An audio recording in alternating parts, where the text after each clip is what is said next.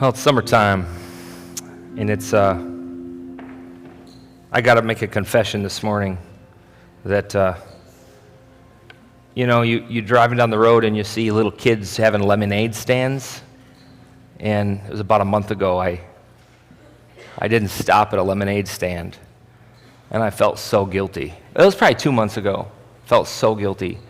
And then a month ago we were at our family's house, and I'm like, I'm going to stop at a lemonade stand, and I'm going to give them $2 for a 50-cent. I'm like really feeling proud of myself.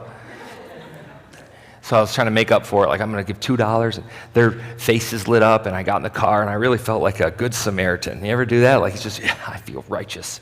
And I think they forgot to add sugar to their lemonade.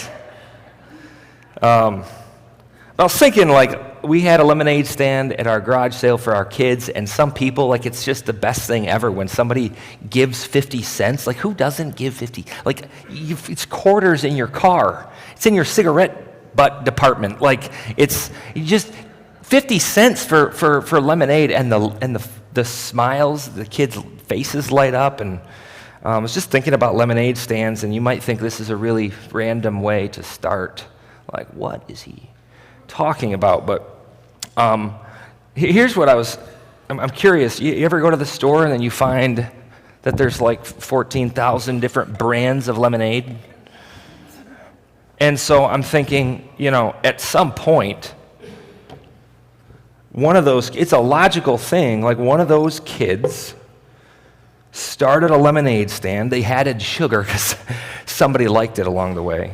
And then maybe that kid was like, well, they got an opportunity from their school. Hey, you come and bring your lemonade stand to our school, and then you could sell it to your friends. And so the kid goes to the school and starts selling lemonade, and then the principal comes to him and says, well, don't just charge 50 cents, charge $2. And so they're like, wow, I never thought of that. And so they start selling $2, and maybe like me, you're like, man, I wish my kid would do that. Dang it, that's awesome. But at some point, like maybe they keep going with this. And they go from just a lemonade stand to like, man, now they're selling it in their school, and maybe they get an opportunity to sell lemonade in the community, and maybe they realize that this is a way that they can make money on top of their allowance. Have you ever like actually done a taste test of lemonade? Have you ever done that? I haven't either, and I'm not going to do it right now because I would make all your mouths water. Maybe I should do it though. But seriously, and you have to think, maybe one of those kids had a lemonade stand, and somewhere along the road they realized, man, this isn't just a hobby. I can actually make money doing this. And I think you reach this moment where we all have to make a decision. Is this gonna stay a hobby, or is it gonna become a career? Is it going to be something that we just do for fun, or is it going to be more than fun? You with me? We have to make a decision. Am I just going to try this out as a lemonade stand, or am I going to start investing, and I'm purchasing lemons and working on spreadsheets and thinking about profit margin and all these things? And now you have to think about the cleanliness of lemonade. You can't just make it with the taste, or like a spoon that you licked earlier. Like, you can't, you're going to this next level. You have to define the relationship. Have you ever heard of a DTR? Maybe you're more familiar with DTR when it comes to like relationships. So let me go here for a second. You're a young kid, and you like that girl, and then you're going to take her out to maybe the fair, and you're going to walk down the fairgrounds and maybe buy her elephant ear, and then maybe you get older and you want to take her to a movie, and then you're like, man, I like her. I don't know if she likes me. And there's this moment where you have to have a DTR. You have to define the relationship. Where are we here? Now, it's a risky thing, isn't it? Like this conversation could make or break the relationship. But you bring it up, you're like, man, I'm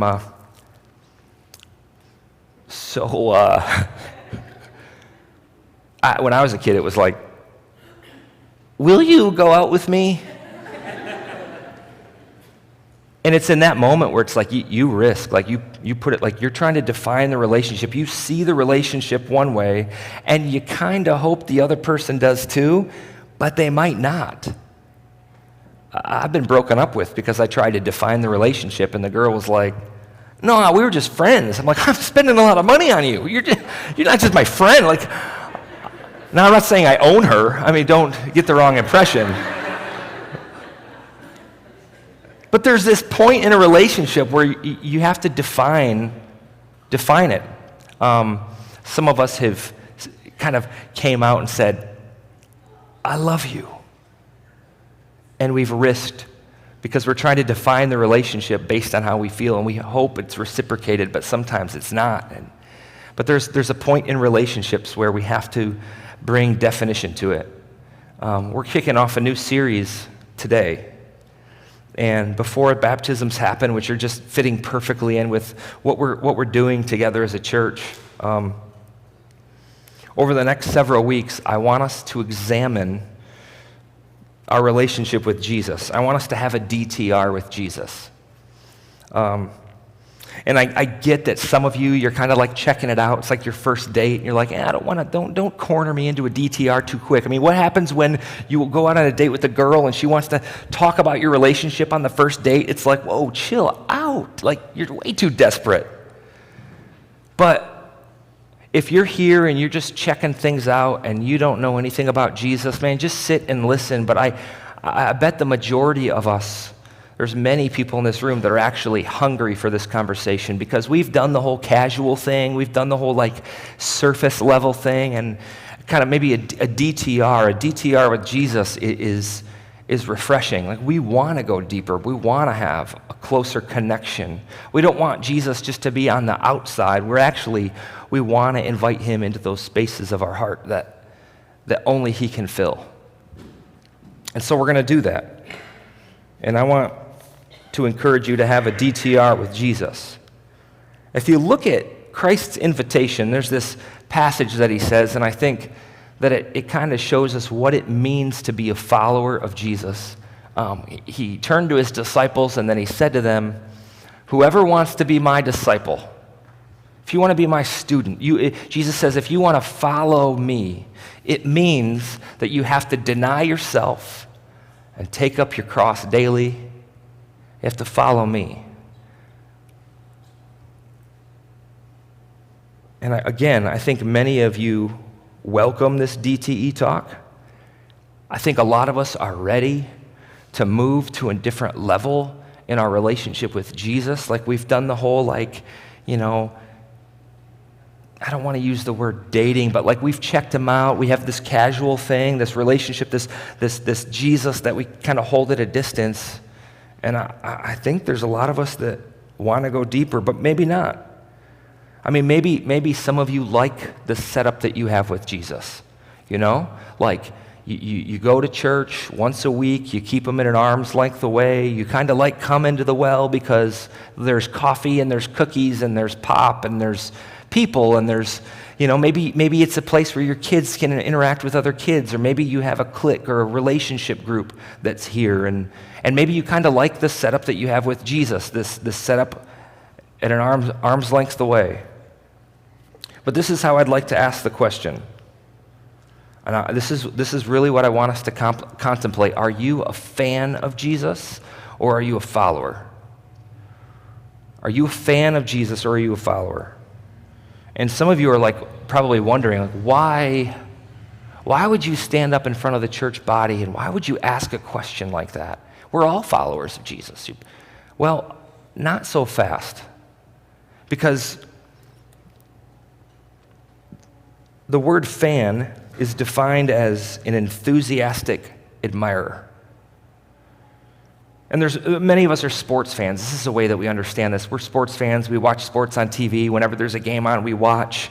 Maybe we'll go to a game and we'll cheer on the team at a game. Maybe some of us will even buy swag. We'll buy a jersey of our favorite player on our favorite team, and we'll do this. And we're fans. We know what it means to be a fan. And my concern, and I can't go without being honest about this. My concern is that we will turn into a sanctuary full of fans of Jesus. And I read the stories and the things that Jesus said and did, and I'm I reach a place and it's like, I don't think Jesus really cared about having fans. I don't think Jesus went around and got all excited because people were rah, rah, rah, Jesus. I think Jesus was calling them to a deeper relationship.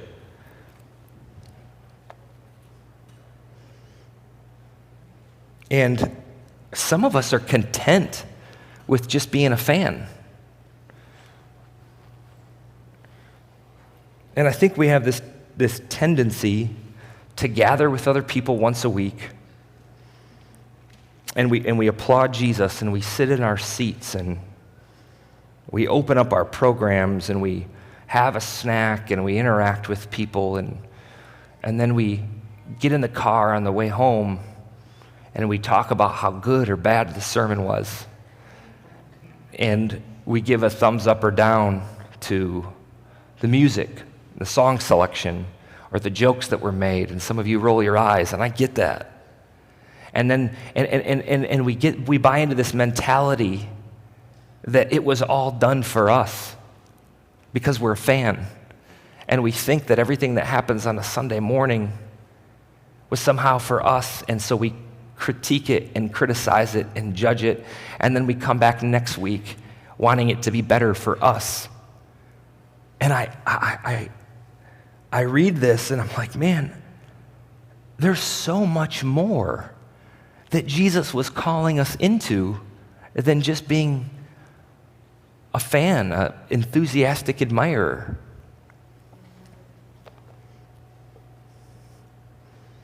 And I get that, like, some of us are really big fans. Some of us don't need the page numbers to find certain verses in the Bible. And in fact, some of us pride ourselves on how fast we can turn to certain passages. We're like, Proverbs 33. Wait a minute. There's no Proverbs 33. Some of us pride ourselves on how well we know the Bible and how fast we can turn there, and we're really big fans of Jesus, and it feels good to be a fan of Jesus. It feels good to root him on. It feels good. We get a lot of pride from this.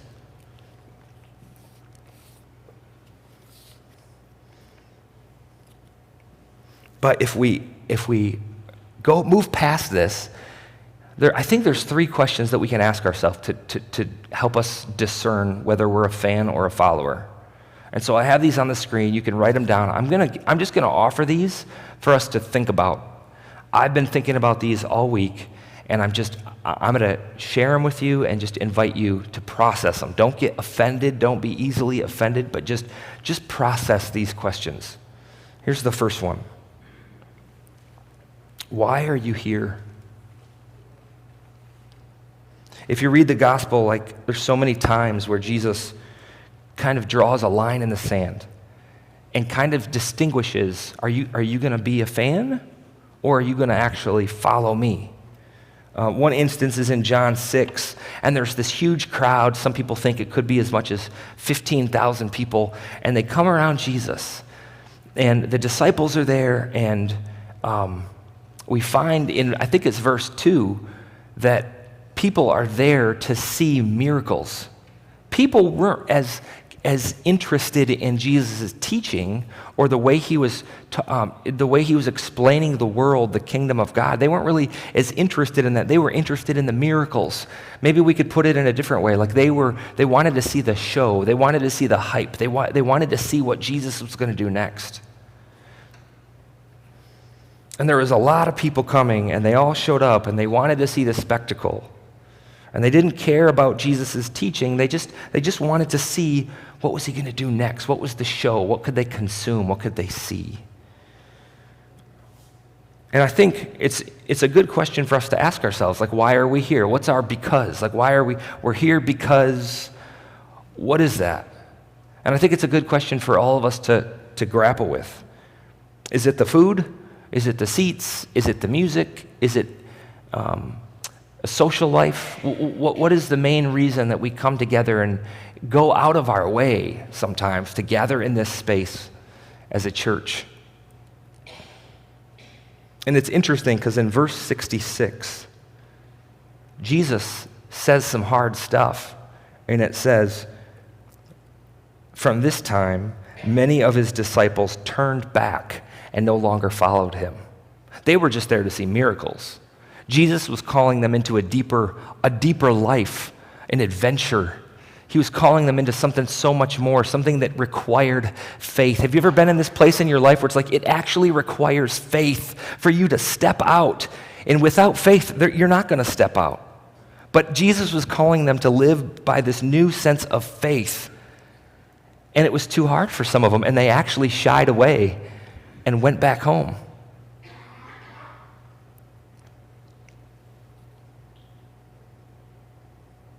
And I think Jesus is saying, like, let's define what we have here. What is our relationship like? And it breaks my heart when people leave the church. But if you're a fan and you're not interested in following Jesus, maybe it's time to go home. Because Jesus is calling you into something deeper. And what a travesty it would be if we didn't follow him into this deeper area and truly surrender our hearts to him. Why are you here? Why are we here? The second question that I think is important to ask ourselves is, are we all in? Being a follower of Jesus means being completely committed. It means like we've given our heart to him. We're going to follow where he leads us. And I think in Christianity today, there's this tendency to kind of not be devout, like not make a true commitment. It's almost like selective commitment. Like I'm gonna follow Jesus in this area of my life and this area of my life. I'm gonna love the people that are easy to love, but I'm not gonna love those people because they got issues and they got problems and they're difficult. Like you ever do this? Do you ever like do this with your life? It's like you selectively follow Jesus. I do. There are areas of my life where it's like I'm gonna follow Jesus here because it's comfortable, but I'm not quite gonna follow him over here. And I have to wrestle with that in my own life. I think it's something we all have to wrestle with. It's really easy to selectively follow Jesus and not truly commit ourselves and give ourselves to him. I love Jesus. I'm going to follow Jesus, but don't tell me to abstain from my sexual desires. I'm going to follow Jesus. I love Jesus, but don't ask me to forgive that person because they hurt me and they wronged me and they deserve my wrath. And we selectively follow Jesus. Don't look, I love Jesus. I'm going to follow Jesus, but don't ask me to give my money because I've worked hard for this money and I'm going to keep this. Like, if we're going to follow Jesus, we're going to walk in his ways and really give ourselves, what is he calling us to? What kind of life is he calling us to? It's this question, are you all in? So we're kind of grappling with why are we here and are we all in? And the last one is, have we made it our own? I don't know about you, but like I started going to church because my mom and dad took me to church. And I grew up and they were passionate. I've said this before, but like I'd wake up every morning and mom and dad are doing devotions. They're reading their Bible. They're spending time in prayer. Although, Dad, I know you're watching, but I swear there were times where you were sleeping. But regardless, my parents were passionate about their faith and they took me to church. And at some point, it was like I was going to church because of their faith. And I had to go through a process in my life and figure out, man, this is my faith. I got to make it my own. This has to be from me. I can't do it because mom and dad told me to. Some of you are here and you're like, well, I like that person or I'm married to that person and they want to go to church. And so you're just doing it because that person's doing it. Am I pushing buttons? But some of us are kind of have this relationship with Christ, but it's because of somebody else. It's not our own. Make it your own. I remember being a kid. There's this guy named Dave, and I'd go to basketball games with him and his dad, and he always listened to this band, Black Sabbath. I never, ever heard of Black Sabbath before, but he always... So It was every time we got in the car, they'd talk about Black Sabbath songs, like they just loved Black Sabbath. And after a while, I became familiar with some songs, and so we'd listen to Black Sabbath, and it was like, after a while, I kind of became a fan of Black Sabbath because I was listening to it because of them. And so you could say I liked Black Sabbath, but they were the ones that really liked that band.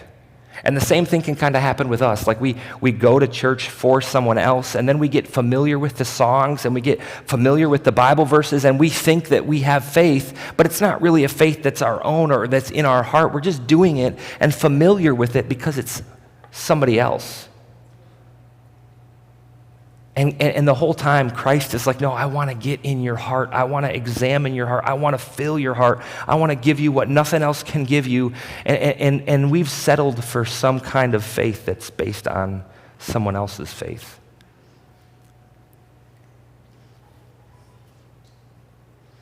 You have to make your faith your own.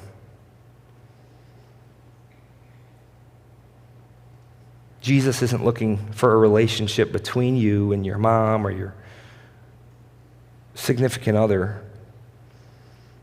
He's not looking for a relationship between you and your wife and him. He's looking for a relationship with you. He doesn't want you to just know all the Bible verses. He wants to be present in your heart. He wants to fill you in ways that give you joy and happiness and contentment and purpose. Not just know all the lingo. Somebody with me?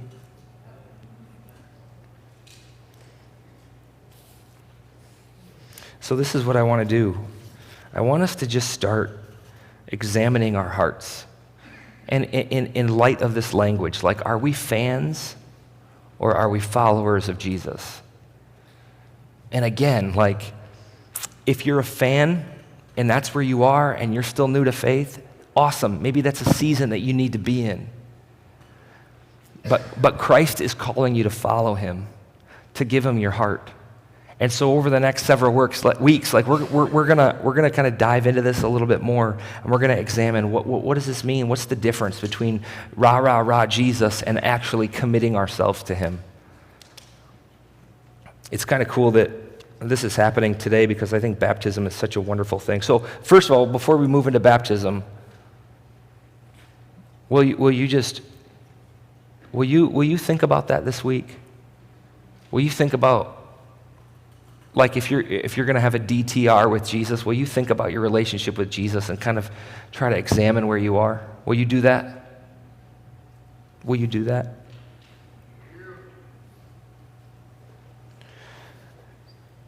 Yeah, so it's cool because what baptism represents, what it signifies, is this public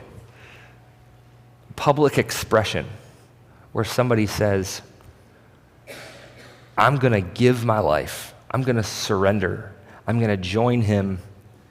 I'm going to give my life to Jesus. And so they give away their old self and they go into the water, and it represents a sense of cleansing, a sense of death to self. And then they come up, and it represents a new creation. And I can't think of a better way to talk about fan or follower than this, because this represents, like, man, people who are being baptized are going public with their faith. And as a church community, we have this opportunity to come around them and say, yeah, we're going to support you, and we're going to pray for you, and we're going to encourage you, and we're going to do what it takes to be there with you, rooting you on. As followers, not just fans, as followers of Jesus. And so at this time, I think we have 3 people being baptized. Would you guys make your way up here? Give them a hand.